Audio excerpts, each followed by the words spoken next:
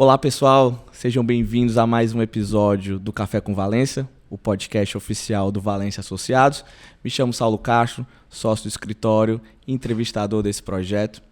E vou já colocar aqui para vocês que o importante é por conta de vocês que a gente faz isso, então já aproveita se você está chegando pela primeira vez, seja muito bem-vindo. Se você já conhece, seja bem-vindo de volta. E aproveita para curtir, para poder compartilhar, para se inscrever no nosso canal, por conta de vocês que a gente faz isso aqui. E hoje eu estou ao lado aqui de uma presença, uma honra tê-la aqui. Estou aqui, pessoal, com Raquel Brandão, head do jurídico da Três Corações, uma empresa daquilo que o brasileiro tanto ama, que é o café, e que tem uma jornada, uma construção que eu diria que todos nós que acho que trabalhamos com isso e temos a oportunidade de vivenciar esse mundo, sabemos da sua história, da sua construção. Então, primeiramente, muito obrigado por ter aceito o nosso convite. E já começo perguntando aqui, não vou dizer quantos anos, mas tanto tempo de empresa, tanto tempo de Três Corações, eu acho que isso tem uma história, uma montanha-russa de muitas e muitas coisas. Eu queria que você começasse falando um pouquinho da sua história, da história da Três. Eu acho que elas se confundem. Verdade. Saulo, muito obrigada. É uma honra estar aqui. Eu agradeço bastante ao Valência, né, esses parceiros aí de muito tempo nessa jornada. Parte dessa jornada que eu estou na Três Corações, eu pude contar com o Valência. Realmente a minha história, eu terminei a faculdade e logo na sequência entrei no Grupo Três Corações.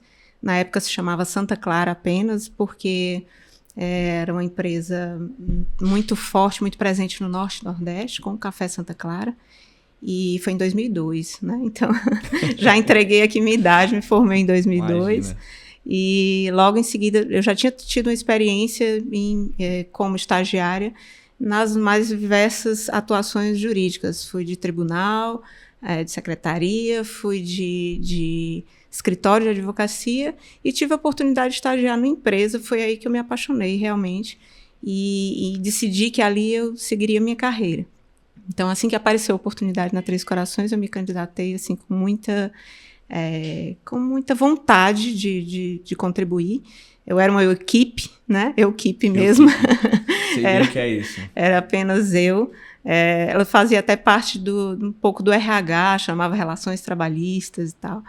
E dali nasceu, né, esse germe. Eu fui lá para ser um pouco apoio de um escritório terceirizado na época, que era do Rio Grande do Norte o escritório, então eu fazia a ponte com ele, como esse apoio interno. Mas a gente foi desenvolvendo outras pessoas, foi agregando mais pessoas na equipe, foi buscando oportunidades na empresa de contribuir com outras áreas que não, como eu entrei muito para auxiliar nessa parte trabalhista, né, dos processos, das audiências, e eu fui agregando em contratos, né, que um pouquinho a gente começou a participar dos M&As.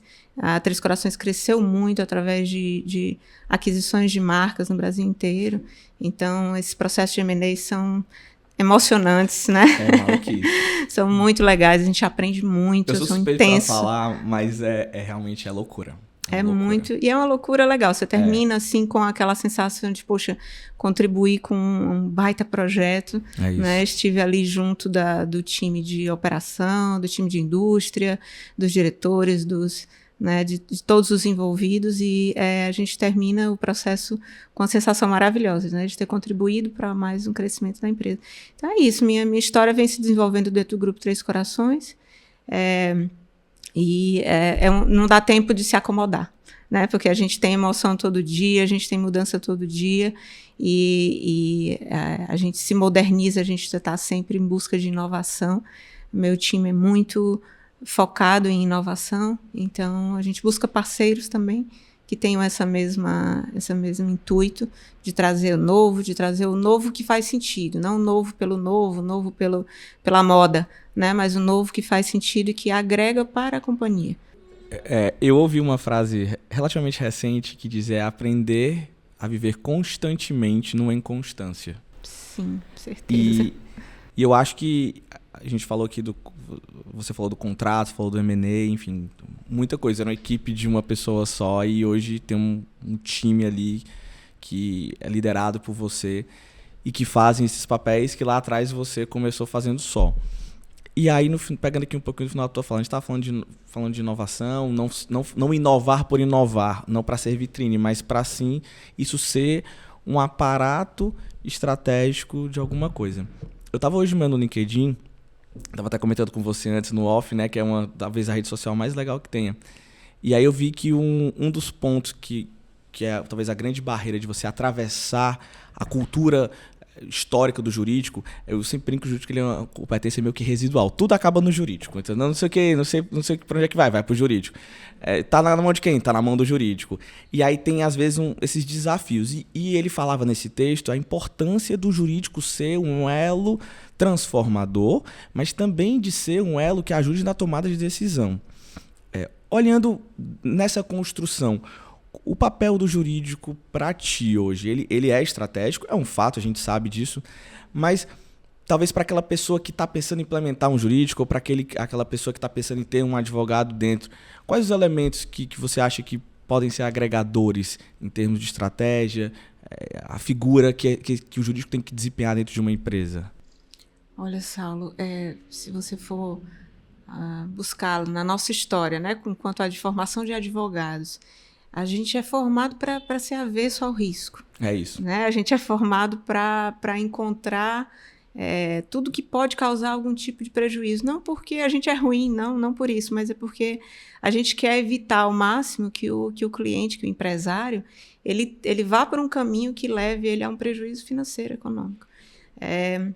Mas, por outro lado, aquele jurídico de 15 anos atrás, até o pessoal dizia, o jurídico tem que ser parceiro de negócio. Se o jurídico não é parceiro de negócio, não está no negócio, não participa, não olha para o negócio com outros olhos, com olhos do empresário, ele está morto, porque realmente encontrar risco, apontar risco, até a inteligência artificial aponta. Você não precisa de um advogado para ali encontrar o amparo da lei que vai te dar algum problema. Então, o que o advogado jurídico interno, né, quando ele está nascendo ou quando já numa equipe robusta, o que ele precisa realmente para contribuir com a estratégia é olhar pelos olhos do empresário, é olhar para a situação e dizer como é que eu mitigo o risco, não que risco que ele vai correr.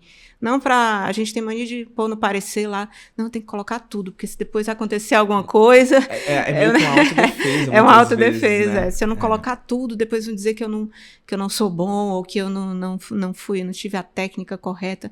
Não é por aí. A gente tem que buscar, sim, olhar para os riscos, tá? Mas olhar com aquele olhar de certo, o que eu faço agora para mitigar? O que eu faço para reduzir? Qual é a alternativa legal que eu tenho caso esse risco se materialize? Né? O que eu posso fazer na minha operação para prevenir esse risco?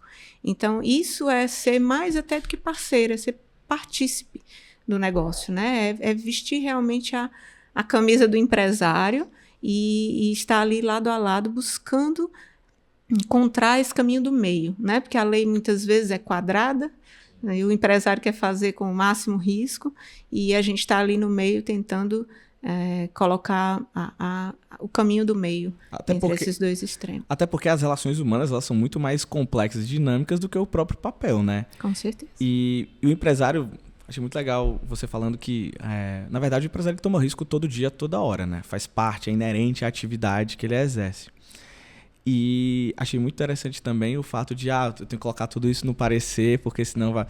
Esse mesmo texto falava justamente sobre isso, que às vezes você tem ali eu não quero dizer um conflito, mas há um antagonismo talvez, de forma de agir entre você ser mais rápido, o cara do comercial, ele tá desesperado para assinar o contrato, e o jurídico tá ali numa figura, muitas vezes, de tipo, não, tem que ter o risco disso aqui, cuidado com isso aqui, validar isso aqui, aí volta uma minuta de 5 páginas, com outras 5 páginas só de recomendações. E ele não vai fechar, se for muitas vezes nisso. E isso é um grande diferencial. Porque a gente é treinado, como foi colocado, para a gente ser advogado. E às vezes você tem que sentar na cadeira do cara para sentir a dor dele, para ver como é que eu vou fazer com que isso aconteça de tal forma. Porque ele vai fazer. O que eu enxergo muito aqui no escritório é isso. Ele vai fazer aquilo ali. Ele só quer saber de ti como é que ele faz da melhor maneira. O problema não é fazer. Eu não tenho uma história para contar. E aí, Raquel, a gente caminhando, assim... dentro dessa estrada, a gente tem a questão da inovação. Eu sei que você é uma amante apaixonada, entusiasta, tem vários adjetivos aqui, dessa questão da inovação. E isso, tem vários termos hoje em dia, tem advocacia 4.0, eu estou escutando gente falar de advocacia 5.0, gente, eu não entendi nem a 4 direito, avalia o que é a 5.0. É verdade. E aí eu pergunto, dentro da inovação, ela vem para ser um braço, eu não acho particularmente, é a minha opinião, que vai substituir o trabalho do advogado, ele vai otimizar o trabalho do advogado, e a gente tem buscado isso cada vez mais aqui internamente, mas dentro dessa construção de jurídico interno, de uma pessoa que comanda ali um transatlântico do ponto de vista legal, quais são as ferramentas, ou então, o que a inovação trouxe de otimização desses fluxos de processo fabril dentro do jurídico?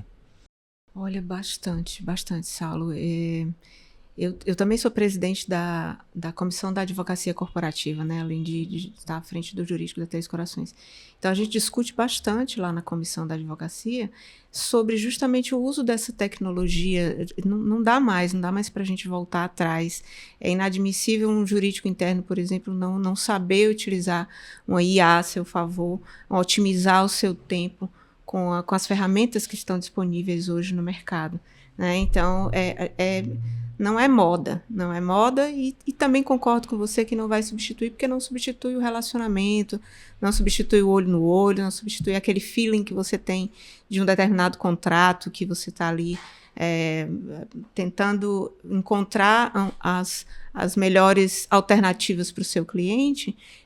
A inteligência ela não vai conseguir ir naquele detalhe que, poxa, a minha operação não funciona dessa forma aqui, ou eu preciso colocar tal condição aqui nesse contrato para resguardar a minha empresa. A IA não vai fazer isso. Então, de fato, precisa de nós, mas a gente precisa da IA, a gente precisa de fluxos melhores, como você disse, trazer o processo produtivo para dentro do jurídico. Também, a gente precisa agilizar todos os nossos processos internos para que a gente não deixe algumas áreas que de vez em quando utilizam o jurídico como muleta, né? Assim, tá no jurídico, tá parado no jurídico. Ele virou uma justificativa. Uma justificativa para demora. E não é, muitas vezes não é. Principalmente quando você tem uma organização interna que permite que você coloque realmente aquilo numa linha de produção, que tem uma organização.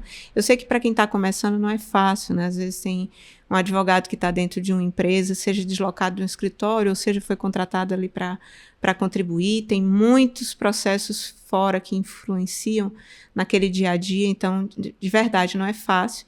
Mas a gente não deve se limitar nem deixar que essas dificuldades tornem o jurídico antigo, né? Tornem aquela pessoa que está ali representando a figura do jurídico, aquele jurídico do não pode, demora, né? Demora dias para analisar um contrato.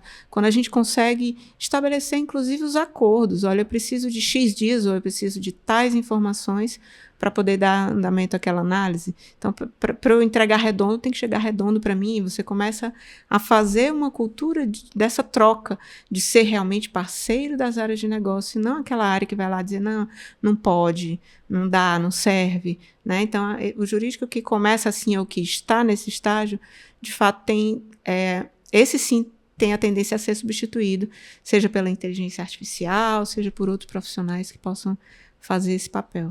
Você acha que, junto com isso aí, também caminha em paralelo o profissional ser cada vez mais especializado, não só, o famoso soft skill, mas não só no técnico, não só no juridiquês ou não só no direito, mas ele também tem habilidades de negócio, tem habilidades relacionais, habilidades talvez de tecnologia mesmo, eu diria. É fundamental hoje para essa figura do jurídico interno, não é? Certeza. No jurídico, então, se você for para o escritório, lógico, a gente está sempre se especializando no direito e também buscando tecnologias e outras capacidades, porque mesmo no escritório você tem que gerir a sua equipe, né, quando você está numa posição de gestor. Mas no jurídico interno, de fato, isso não dá para imaginar sem, porque você lida com pessoas de logística, você lida com pessoas de qualidade que vão estar falando a língua de produção, você lida com gerente de indústria que entende profundamente do negócio, né, do produto, e você tem que entender um pouquinho. Então, é preciso, de fato, essas outras capacidades que só o direito não nos dá. E o jurídico interno é uma grande escola, porque você entra e vai aprendendo um pouquinho de cada área, de cada negócio, né? E vai se tornando como um profissional realmente com a capacidade incrível de resolver problemas. Eu digo que quem passa para o jurídico interno sai de uma empresa claro, depende da experiência de cada um, mas 90% sai com a capacidade incrível de resolver qualquer problema que se coloque na frente dele.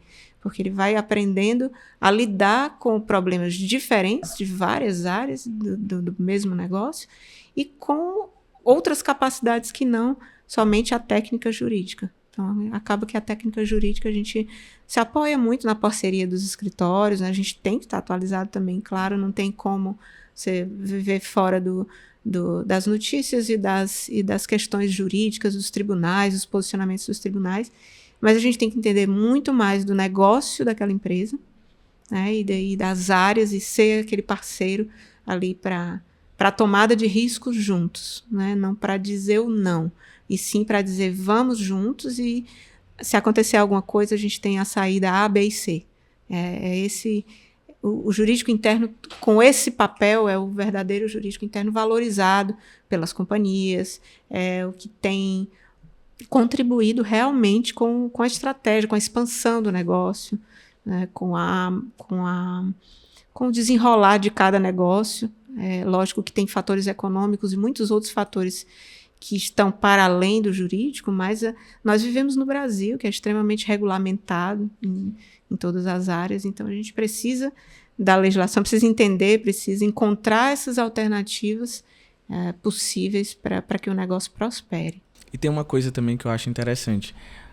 A gente, por exemplo, pessoal, uma coisa que a gente faz enquanto escritório terceirizado, escritório parceiro, muitas vezes os clientes nos convidam para ir até as fábricas, para ir na indústria, para ir no negócio dele, para ele explicar exatamente o que ele faz. Por quê? Essa percepção talvez um pouco mais lúdica da coisa te permite enxergar determinados cenários que muitas vezes você aqui dentro você não enxergaria por conta própria. E eu tenho percebido que, e aí puxando a questão da tecnologia do começo da tua fala, a importância de você ter uma informação cada vez mais exata, mais redonda e mais precisa, porque o empresário ele tem cada vez menos tempo. Então ele está ali, precisa tomar, tá aqui o cenário, Raquel, eu preciso disso aqui, tá aqui o cenário, fulano de tal, para tomar a decisão dele. E aí, olhando para frente, a gente tem aí uma jornada cada vez mais dinâmica, cada vez mais rápida de construção. Sem querer se comprometer, mas uma opinião que eu queria puxar era a tua percepção para os próximos 5, 10 anos.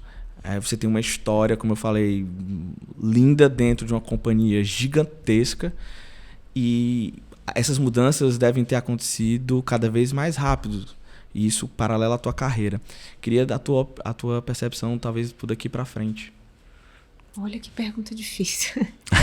Mas eu acredito que não tem volta nessa velocidade, realmente. Não tem volta. A própria velocidade das informações.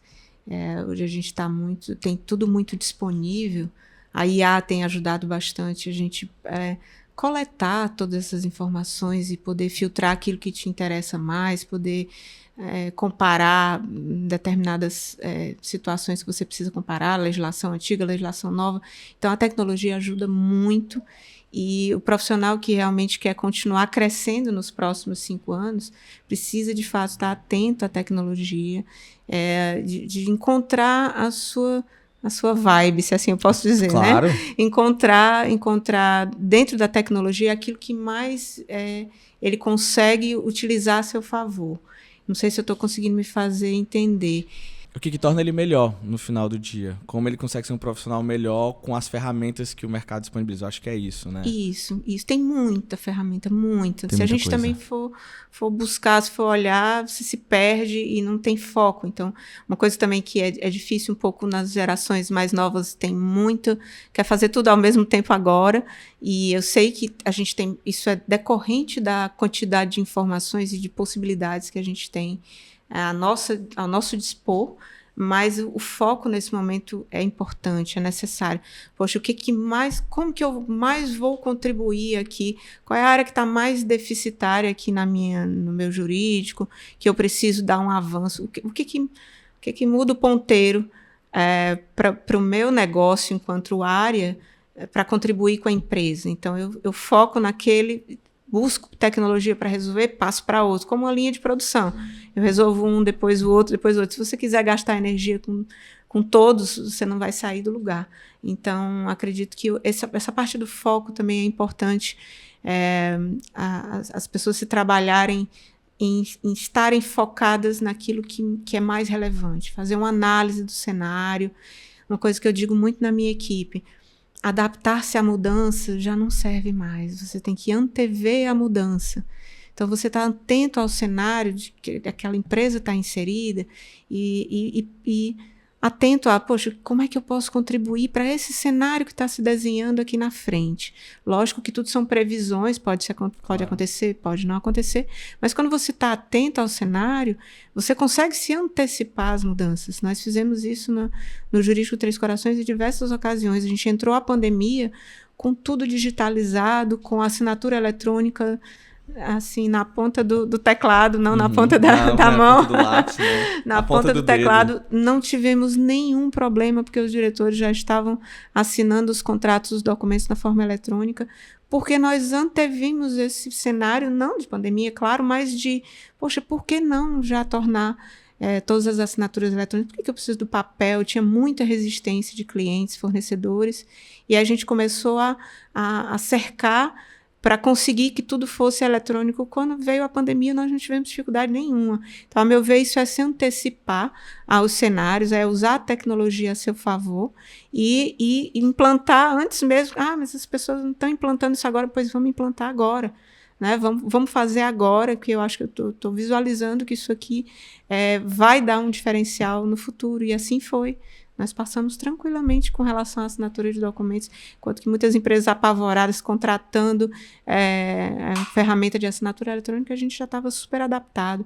Então, a gente precisa ter esse foco naquilo que é relevante, mas sempre com aquele olhar assim para o cenário. E tentar antever a mudança. A mudança. Né? Adaptar-se à mudança já era. Não, já era. Isso já é o básico, né? Raquel, eu queria ficar aqui 2 horas conversando contigo, mas a gente tem um tempo, segundo os meus produtores aqui, mas queria te agradecer por você ter vindo aqui conversar um pouquinho com a gente, contar essa história de novo. Parabéns por toda essa jornada, por toda essa construção. Você sabe disso, eu falo aqui, talvez aqui no nome do Saulo, mas também do Rafael, do André, do Nelson, a gente é muito seu fã. Obrigada. Então, obrigado, e queria ficar à vontade para deixar o recado final aí. Obrigado, Saulo. Obrigado, Valência, pelo convite. É um prazer, realmente, eu tenho muito prazer, eu falo isso nas palestras que eu ministro, que é um prazer falar da minha história, é um prazer dividir com as pessoas as experiências que eu tive, passei, nem tudo são flores, né? A gente tem Sim. dificuldades no dia a dia, mas eu sou muito otimista, sou muito positiva diante da vida e na minha profissão também, então eu acredito que toda a dificuldade ela vem para o nosso crescimento. E é um prazer para mim dividir essa história e ver também o crescimento de outras empresas, de outros jurídicos, contribuir com esse crescimento de outras equipes, né? E a minha equipe maravilhosa também, que está lá trabalhando, dando o seu melhor todos os dias. Eu sou fã de cada um deles, admiro muito. E não faço nada só, né?